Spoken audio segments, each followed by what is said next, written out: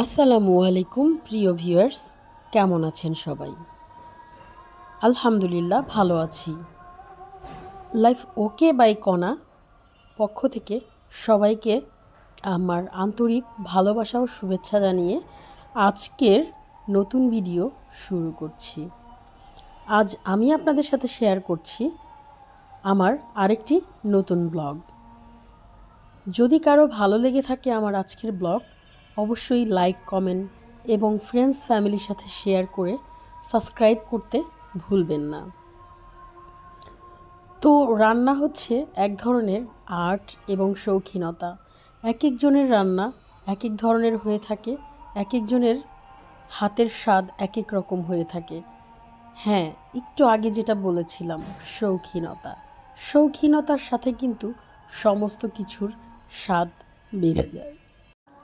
আমি আজ রান্না করছি আলু, সিম এবং ফুলকপির ডাঁটা দিয়ে শুটকি। কিছুটা কিউব করে নেওয়া পেঁয়াজ, রসুন এবং কাঁচামরিচ একসাথে দিয়ে হলুদ, মরিচ, ধনিয়া, আদা রসুন বাটা এগুলো দিয়ে হালকা একটু কষিয়ে তারপর দিয়ে দিয়েছি ফুলকপির ডাঁটা।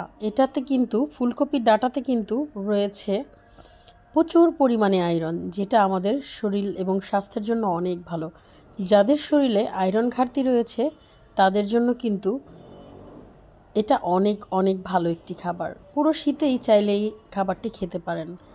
তারপর নিয়েছি নতুন আলু এবং ফুলকপির ডাঁটা একটু ভালো করে কষিয়ে নিয়েছি, সিদ্ধ করে নিয়েছি। অনেকটাই সেদ্ধ হওয়ার পর এই পর্যায়ে আমি দিয়ে দিয়েছি সিমের সাথে সাথে দিয়েছি হাতে করা শুটকি। হ্যাঁ, এই শুটকিগুলো আমাকে আমাদের গ্রামের বাড়ি থেকে আমার ভাবি নিয়ে আসছিল আমার জন্য।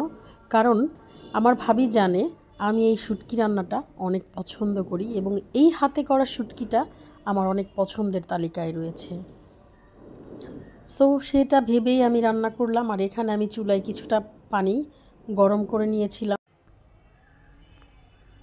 অনেকটাই হয়ে গিয়েছে। এখন আমি এখানে দিয়ে দিচ্ছি ধনিয়া পাতা কুচি।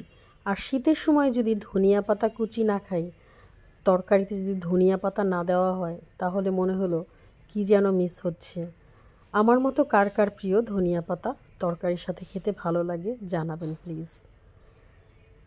ঠিক সিম তরকারিটা এরকম ভাঙা ভাঙা হয়ে আসবে, তারপরে বুঝে যেতে হবে যে আমার এই শুটকি তরকারিটা হয়ে গেছে।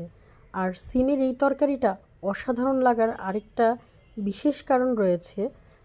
দানাওয়ালা সিমগুলো যখন বের হয়ে আসে, এটা ভাতের সাথে খেতে অসাধারণ মজা লাগে।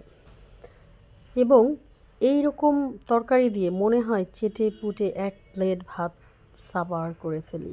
হ্যাঁ, এই তো আমি আমার খাবার রেডি করে ফেলেছি।